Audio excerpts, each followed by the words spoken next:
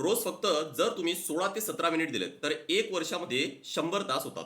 आता तुमच्याकडे 1 वर्ष नसेल, तर तेच डेली टाईम आहे तो इन्क्रीज करा. 32 ते 33 मिनिट केलं, तर तुमचे ते 6 महिन्यावर सहज येऊन जाईल. म्हणजे 100 तास जर तुम्ही फक्त पी-वाय-क्यू जर सॉल्व्ह केलेत आणि ते पण मी काही एका दिवसात, 2 दिवसात किंवा 4 दिवसात म्हणत नाहीये.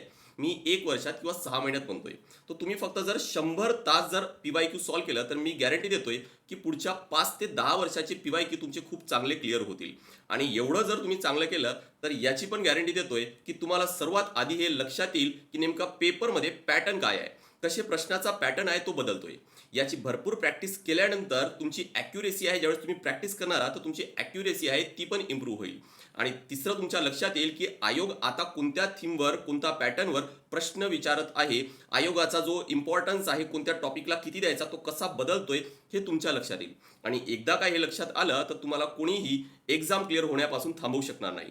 पण थांबवतं काय? तर ते दिवसातले फक्त 16 ते 17 मिनिट. तुम्ही स्वतः विचारा, की रोज किती पी-वाय-क्यू तुम्ही सॉल्व्ह करताय आणि हा पॅटर्न आयोगाची जी थीम आहे ती किती समजून घेताय.